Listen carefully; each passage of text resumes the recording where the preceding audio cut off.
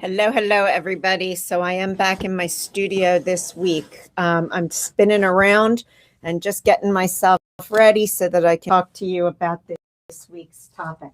So one of the things that I will say is my dog is improving, but I am doing 24/7 assisted living for my dog.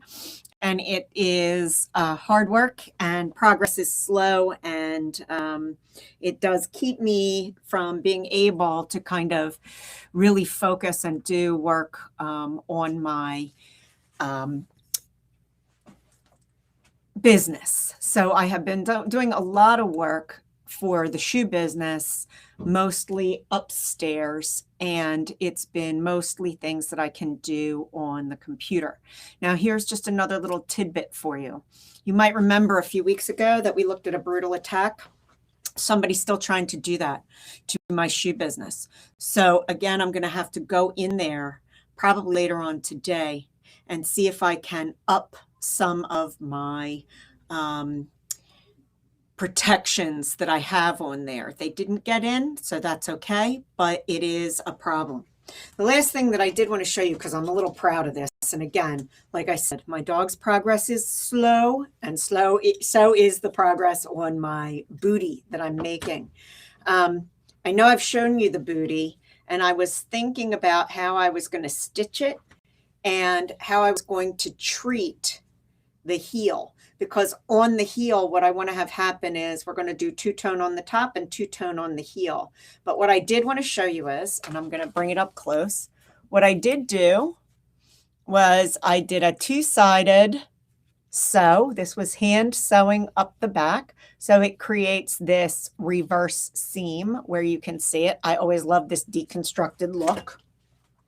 And I'm going to put it around the component and show you that, in fact, I got it pretty nicely done. So you can see that on the back of that, it's going to have this piece that's fairly well fitted now. I need to mess with it a little more just to get that curve right. But I'm really dead pleased with the fact that I've gotten it this far, because it's been hard work getting anything done. So this I'm very proud of, and it was something that I wanted to show you. But really what I want to talk about today is that my business needs a side hustle. And I'm saying that with tongue in cheek. One of the things that is always really important when you have your own business is for you to make sure you have some sort of revenue streams. And when things don't work out, you have to think about other ways you can apply what you do so that you can make some money. So what I wanted to tell you all about is I have been working with a friend of mine who runs, who is the chief green officer for Galloway Township. And she and I have worked in partnership with some other partners to deliver upcycling ideas and products that people can do. So last winter, I did 3 sessions. They were delivered via Zoom, and our partner was ACUA Aqua in New Jersey. And you can go out on the internet and you can see these if you'd like, and you can check out what I have been doing.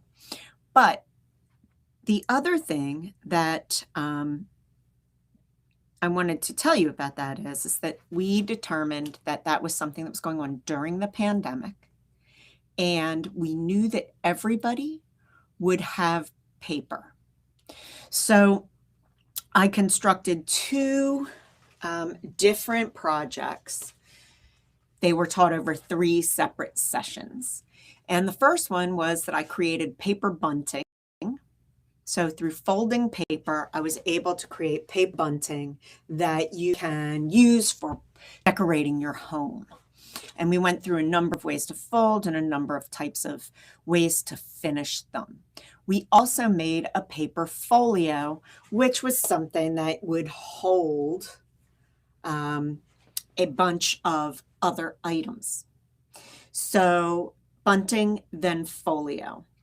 And then what we did was we did a third part of the project, which was I showed how to make 3 different kinds of envelopes And the idea was that you'd create a folio, and you would create, inside this folio would be these other envelopes that contained other things, like, say, seeds, flower seeds, a particular spice that you like. It could have been a poem. It could have been a photo that was folded into that so that when it opened up, it revealed the photo. It could have been a letter. It could have been anything that was inside these little pouches.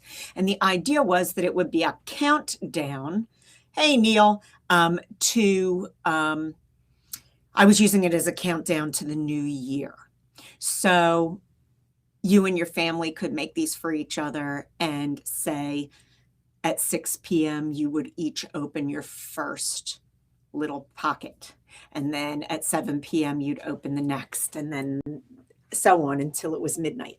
So anyway, this was something that I did, again, with Galloway Township, and our partner was ACUA. And I just want to talk to you a little about the partnership there and how you would work that out.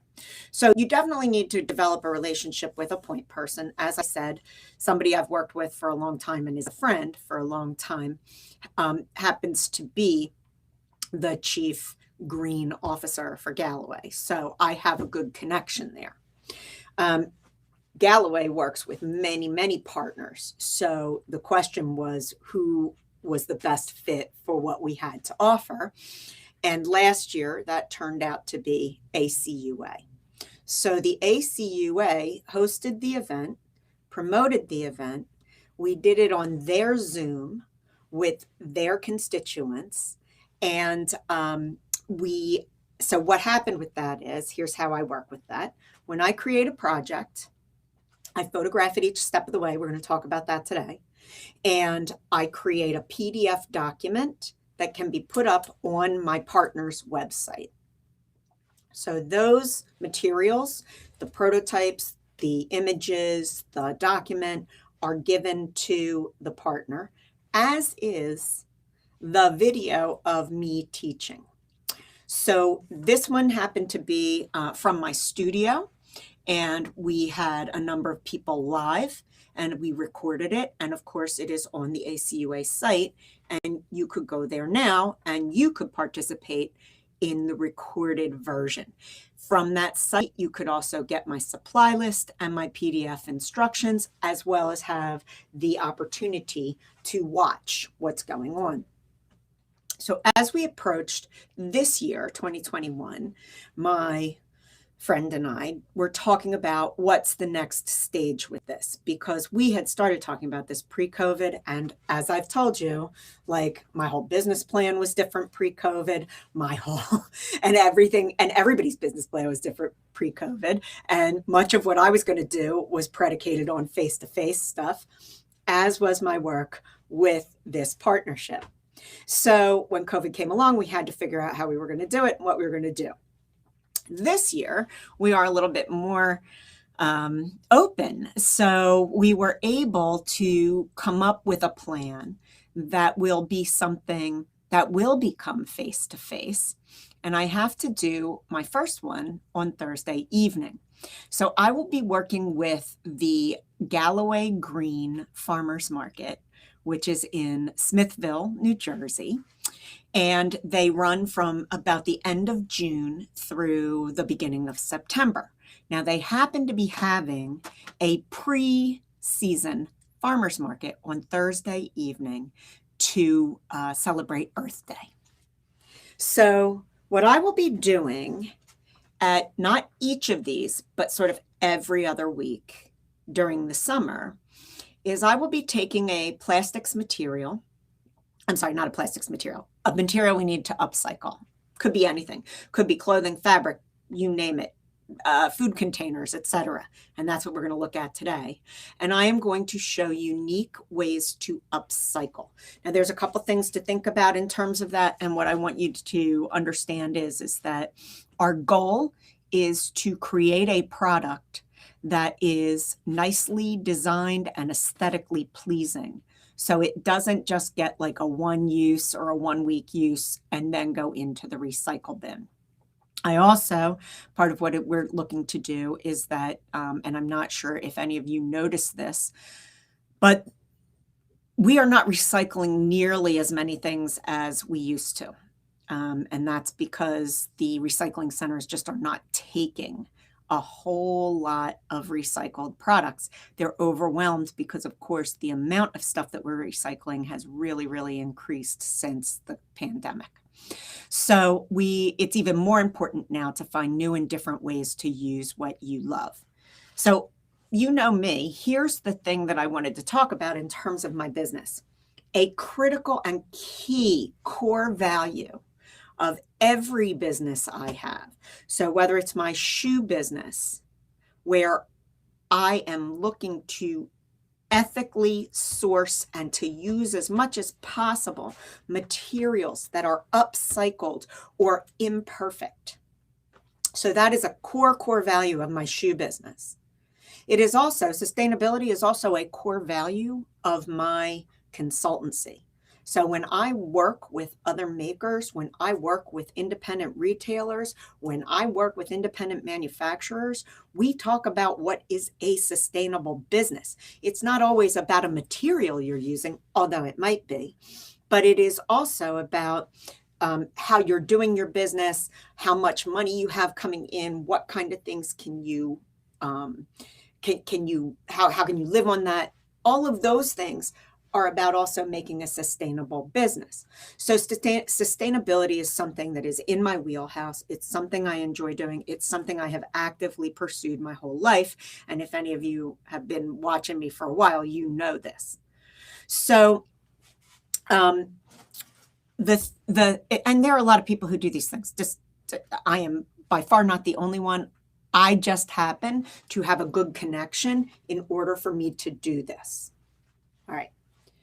What does this have to do with shoes? We're going to talk about in a second. But let me just start with, I'm taking a core value of my business and I am finding another revenue stream for it because the primary revenue streams are not working just now in the pandemic. All right.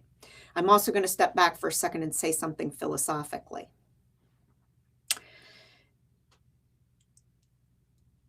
Your business may not always end up being what you intended it to be from the beginning, because this sounds very corny. Life is a journey.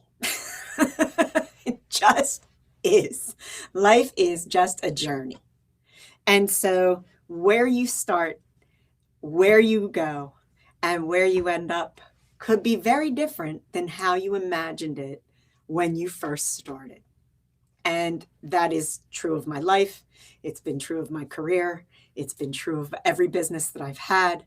And so, one of the things about being an entrepreneur is being open to what is brought to you and to find ways to take advantage of that. And that is incredibly important. Here's the thing, square peg in a round hole. If the square peg is not pounding in the round hole, then you need to do one of two things. You either need to find a square hole or you need to find a round peg. And so that's how you're going to start to put things together. And again, here's what I'll say to you.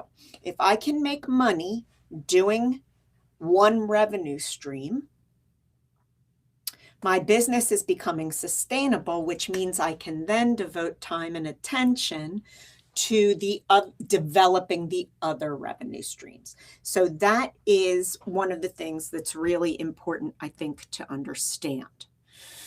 Okay, the next thing that I'm going to say about this is some of the skill set that I have that make this a doable and a good thing for me is that I have been teaching a really long time. So I've been teaching adults I've been teaching children and adults since I was 17 years old. I started teaching, maybe even 16. I started teaching arts and crafts at a summer camp when I was 16 years old. I taught aerobics at the end of college. So I learned that I really kind of like to teach. I went back to become a professor, and I had a very long career as a college professor in the design discipline. So I have a lot of ability here, to develop projects, to know how to teach them, to understand also the design aesthetic of it. So I have this. So this is a skill set that I already have. So it is easy for me to apply this to what I am doing. My program for GoGreen Galway is Material Girl. So this is also something that is going to be kind of fun. And as it develops, we're going to be able to kind of have more audience participation in it. And we're going to be able to have more sort of fun with it. So it is exciting for me to do this, and it's going to be really good because it also is something that I happen to have a house at the New Jersey shore. The farmers market is at Smithville, which is not a difficult commute from my home at the shore. It's Thursday evenings. I will be taking up about 2 to 3 hours of my time every other Thursday evening. So there's a lot of pluses for this for me, and it working very, very well. The other thing to think about in terms of skill set is, so I'm going to be performing or demonstrating live at the event. Now, you will all know that, you can't really demonstrate at a farmer's market for an hour, okay? So what I will do is I will demonstrate. The GoGreen people will video my first demonstration. And that video will go up on their website along with my supply list and my instruction sheet so that people can go back and they can do what they want. Now, the GoGreen opportunity is also fantastic because the people who are part of the GoGreen Galway Farmers Market have been collecting a lot of the materials that are not being recycled right now. So when I have a project, they may have a bunch of those supply materials already in their possession so that we can have them. So let's just say that you're somebody who's going through and you really think this is a cool project, but you don't have that many, you don't have the particular item that I'm using, or, like you're a single person like me. During the pandemic, I didn't eat out very much. But one of the things we're trying to show people about is how to use up all those takeout containers. And that's what I'm going to show you today. But I don't, I only have so many because I'm single and I don't eat out very much. So prototyping for me was kind of difficult. But once I've done the prototype, I don't have a lot of extras. So we have to think about sort of what's really nice is because the GoGreen people will have them, I can have stacks of them. And you can just come up and take what you want. And that way we're also helping the GoGreen people who are trying to collect this, and we'll have to pay somebody to take it. They're also able to maybe reduce some of the waste that they have been collecting. So it's a big win-win. It's a big system and cycle that's kind of working. And the other thing that's really great about it is that they've also given me an opportunity to sell my own stuff. So keep that in mind for 1 second, because I'm going to just go back to that in a second. So I will do, say, a 15-minute project, which will be videotaped, 15, 20 minutes. And that will be something that, again, will live on. I will take some time off so that I can talk to people. People can come up, ask me questions. I could show somebody something close up, right? To do the demo in a way for people who are interested, hand out the extra materials, etc. And then I will do a second demo, same demo again. Maybe I'll use different materials. Again, I'll show you. And then I'm done. So the farmers market really runs from 4 to 7. But the big time is going to kind of be between, say, 4:30 and 6. So I'll do a session at 4:30. Then I'll do another session at 5:15. And then I'm out by 6. So it really is a very, very, very nice package for them and for me. Okay, so if you've been watching me, you might remember a while back, like several weeks ago, I was working on these indoor sandals. And I've been thinking a lot more about these indoor sandals because they reuse those Amazon envelopes, bubble wrap envelopes that we have. And the insole is from all my Fresh Direct bags that are like Tyvek. I happened to be using for my straps hair ties that I cut up.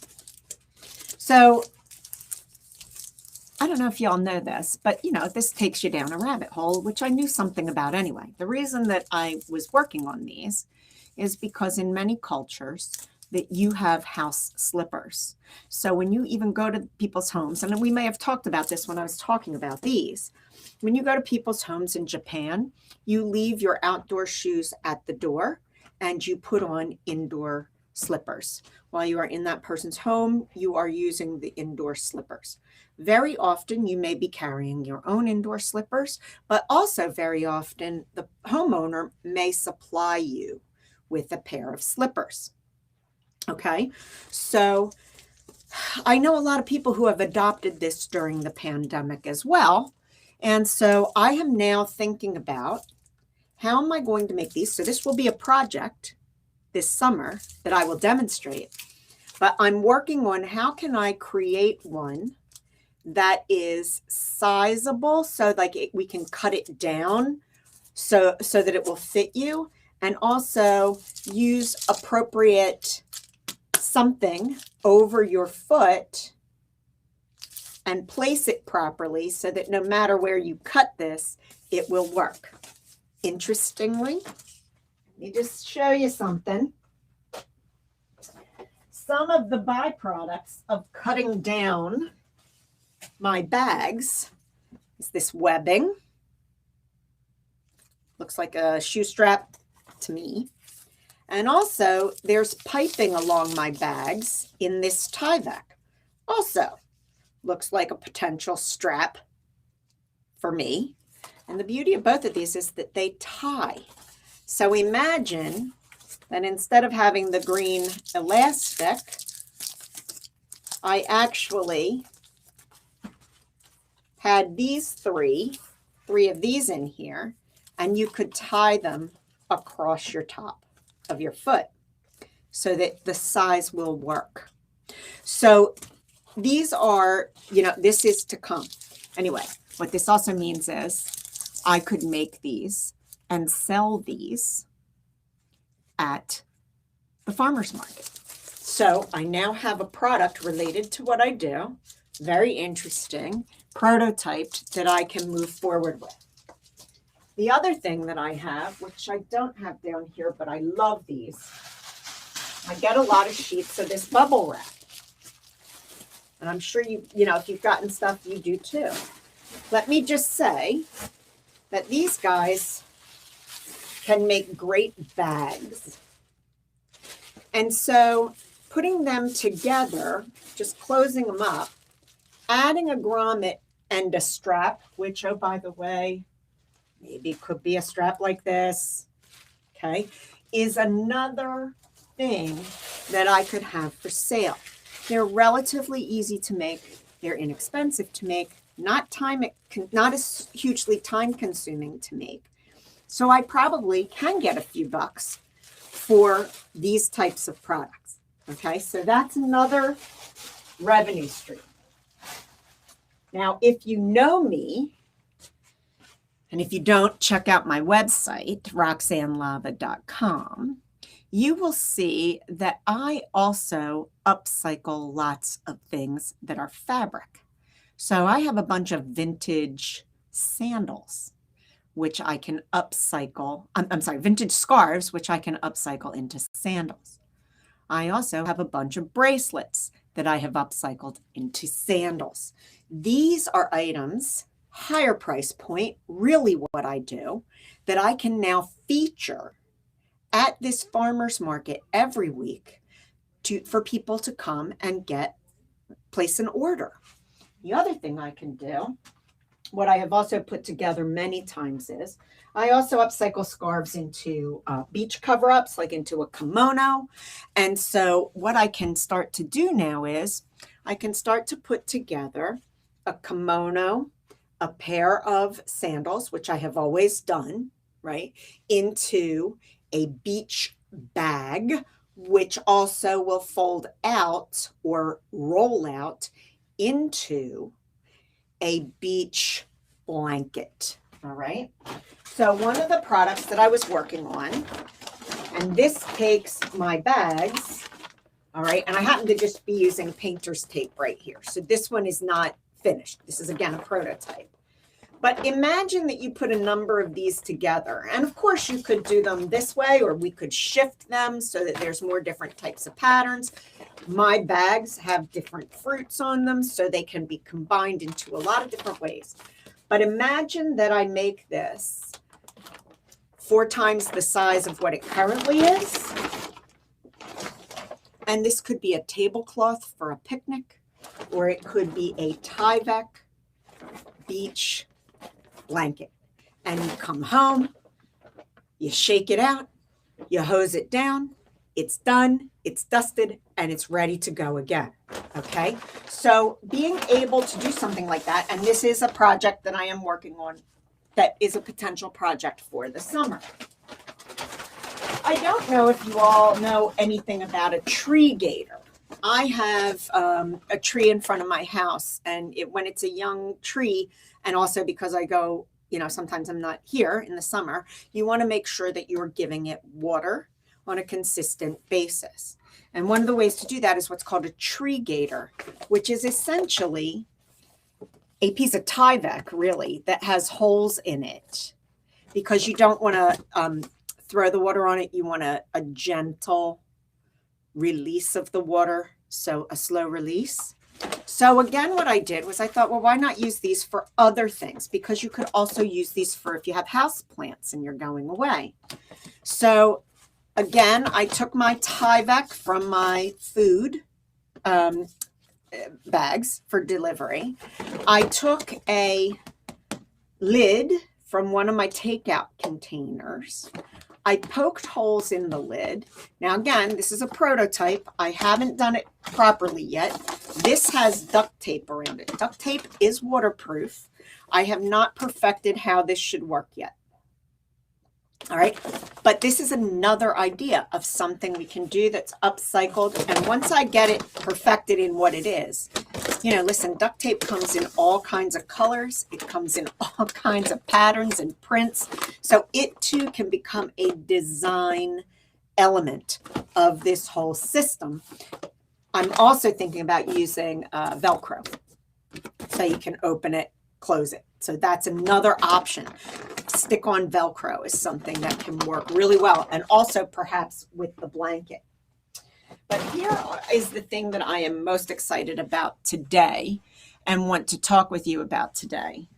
This is one of 2 things that I'm going to use. Okay. This is a bird feeder and waterer from food containers. And I could do this with a circular food container.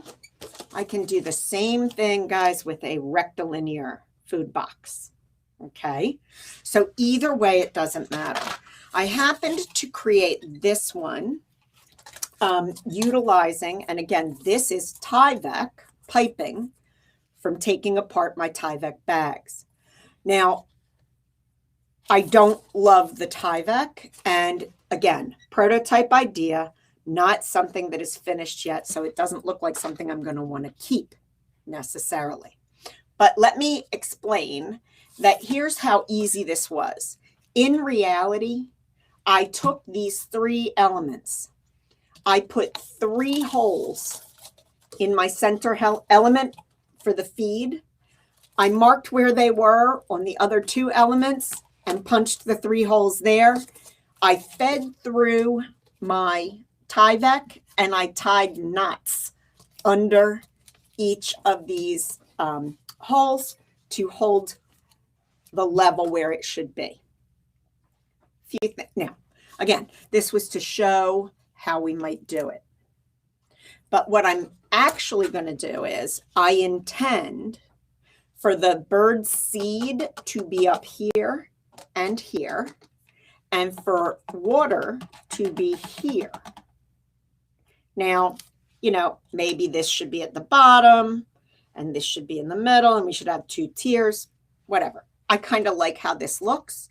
I kind of like the idea of this. So I'm going to go with this design, but it doesn't mean that you couldn't change the sequence. It doesn't mean you couldn't change the sizes. And it also doesn't mean that you couldn't mix and match square and circle, because we can easily put a 4th hole into anything.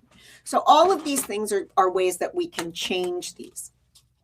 But what I'm going to do, I don't want water to collect with the bird seed in this element and this element. So I will poke holes in each of these, just like I did on the Gator one, so that water can seep through if it is to get wet. And that will be an interesting element for this, okay? The next thing I'm going to do is, in fact, for this one, I'm going to use one of my favorite things because I always have it. It'd be nice if I could find it. Jute. All right. I really like jute.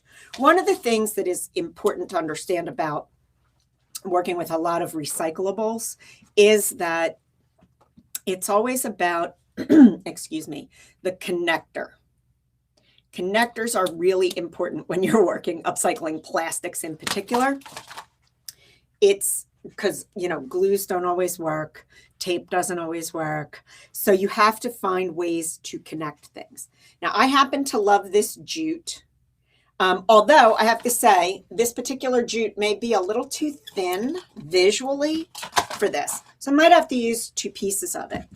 Another item that I do have more of is this is, it's rope, but it's plastic rope.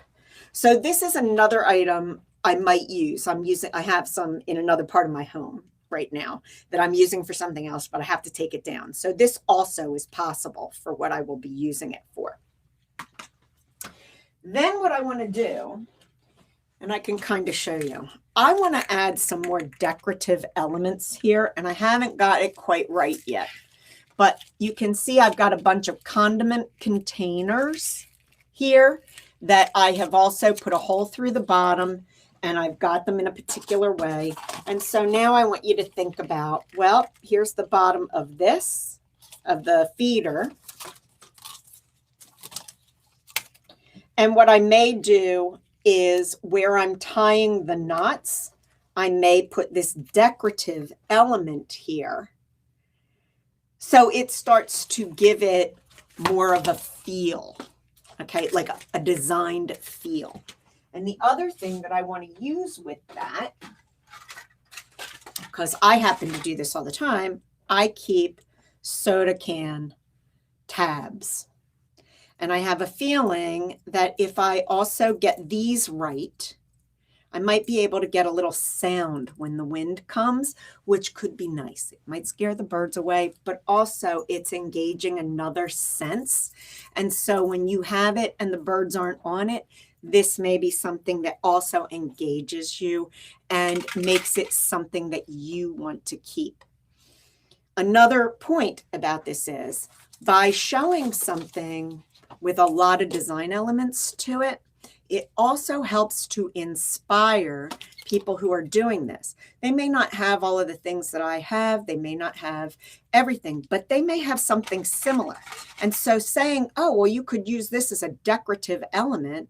Maybe they have something different at their home that can become a decorative element for them. And so it's just getting people to think about, here's a product we could make out of these things you already have. And here's how you can think even further and personalize it. If I was to do the jute, for example, I could get really fancy and I could macrame the jute, right? So there are a lot of things that I could do. I could also maybe use ribbon instead, because maybe I'm a sewer and I have a lot of ribbon.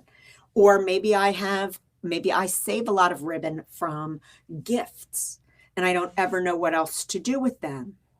So those are all ways to kind of help people understand how to take something and move it. I also want to talk a little bit about inspiration. So what I actually am going to do with this is when I walk my dog, we go by a home that has a bird feeder that essentially is configured this way. It's got a back and it's got a base. And this all suction cups to a window. So I'm going to see if I can utilize these two elements and some suction cups, right, to recreate that with a much lower end product. And so this is going to be, we're going to do two different ideas of bird feeders, hopefully, if I can get this one to work. I'm a little concerned about the suction cup one in particular, but I have a feeling that I can make it happen. Now, you also, what you need to think about as you are doing any project like this is you need to think about what tools you may have and you may be familiar with based on your discipline and what the average person would have. So I always start with how I do it. When I'm making all these holes, I'm using an item called an awl. I happen to have an awl because an awl is part of shoemaking. I will tell you though, awls are also readily available at a fabric store because it is not an uncommon tool if you are working with fabrics, leathers, etc. It's possible that you may have one. But what I do know everybody probably will have is a hammer and a nail. And so they can do it either way. So when I go to do the demonstration, when I go to prepare the instructions, I will show both ways of doing it because that's what's really helpful. I also give some tips. So for example, if I want to use this plastic string, it really is a twisted string. So I have to put a piece of tape on it to give it a point to actually feed it through holes. If I don't, it'll be like trying to thread a needle that is too tiny for the thread that you have. So these are tips you need to make sure that you think of and that you will be able to solve with something that everybody's going to have if you are doing this kind of thing.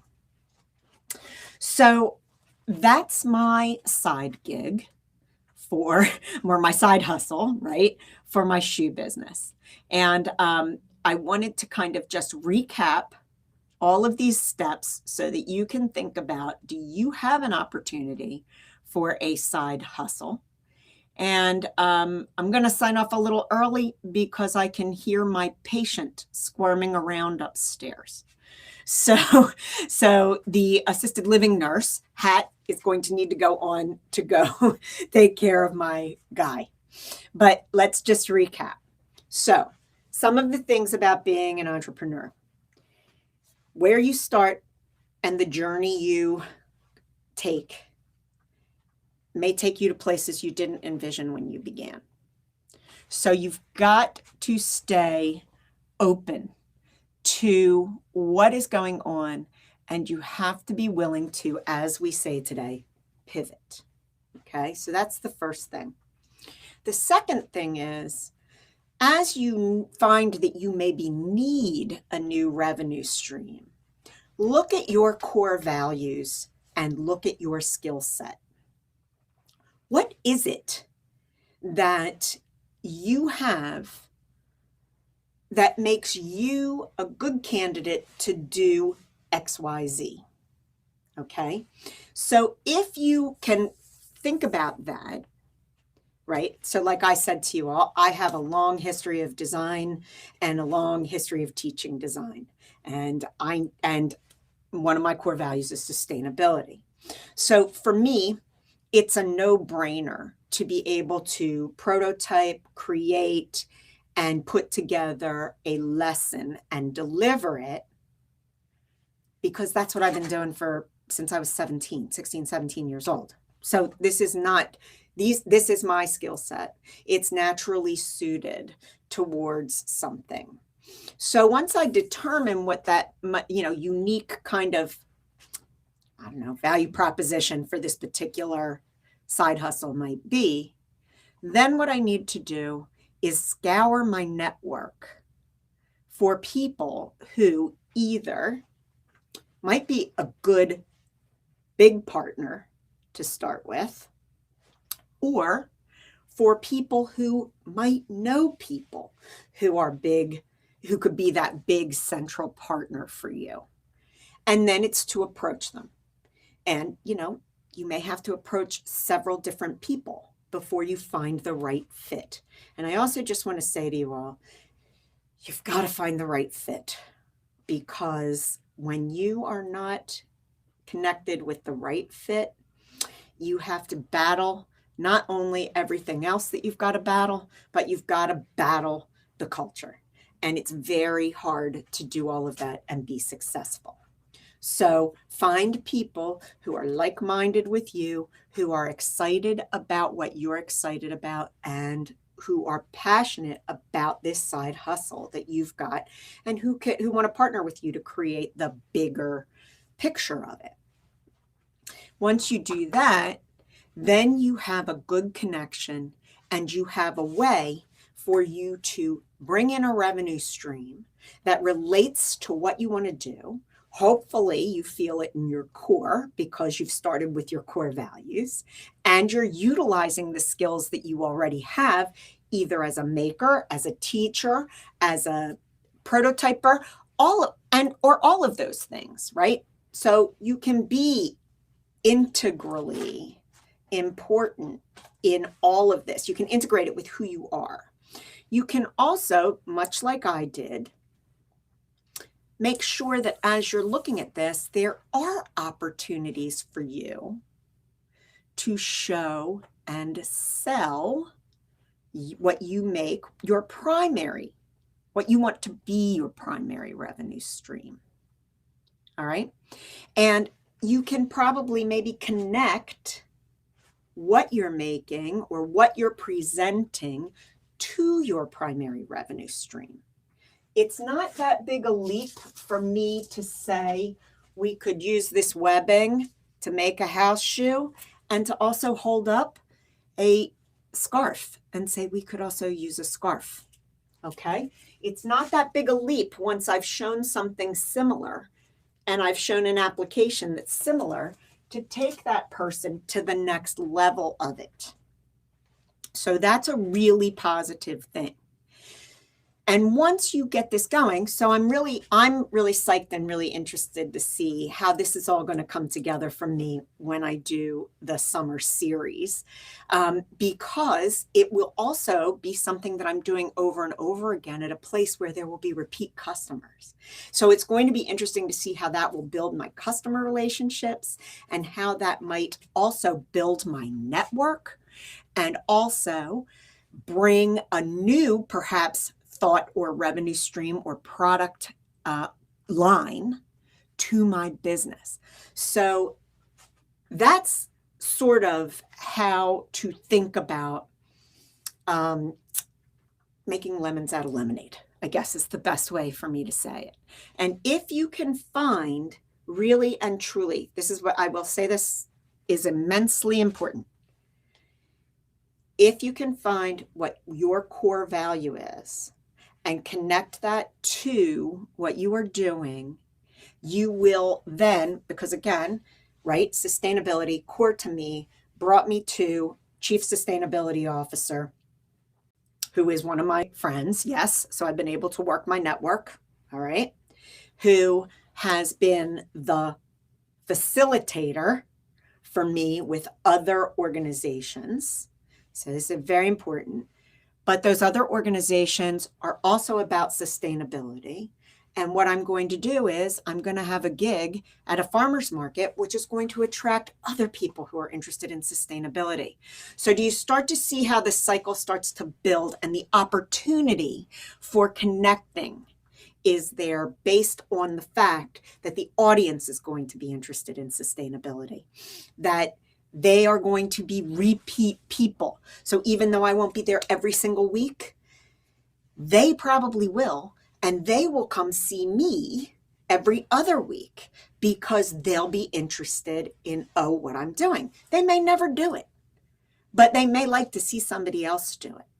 And so the system for this whole side hustle is also feeding the central parts of my business. And so this is what's great.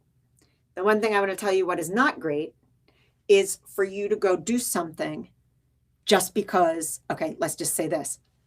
Let's just say I decided I'd be a summer camp instructor when my heart's not in it, but I can do it. Okay, so that is not your best bet. Now, if you love to do camp counseling, that's great. But what I'm saying is know yourself and connect to what is really important to you and your business, and it will become an integral part of your business as opposed to something you're doing because you need to make some money. And that is going to come through for you, from you. One of the reasons people love to see me do this is because I'm passionate about it, because I show them something that I love. And I was like, oh, whoever thought we could do it this way? Or we could make this into that. And though that is what builds people wanting to work with you. And as you build and your network builds and you're building around core values, your business will grow. It just may not be the business you envisioned the first time you sat down and thought about starting it. That's life. That's life, my friends. So, Neil, thanks again for being here. I'm glad you enjoyed this. And I hope all of you out there have also enjoyed this and that it will help and inspire some of you to find side hustles for your business that will really help you. And as I said, I'm going to leave a little early today because I can hear my patient upstairs snuffling around. So it means I need to go back to my 24/7 assisted living facility with my faithful dog for a little bit of time right now. And for all of you out there, he is progressing. Things are coming along. He's progressing slowly. So I'm progressing a little slowly at this point, but we're progressing together. And prognosis is good and it's all looking great. So I don't think it'll be long before we're back to full-on Monday missions with a lot to accomplish and a lot to be done. So thanks a lot for coming, and I will see you next week. Have a great week, everybody.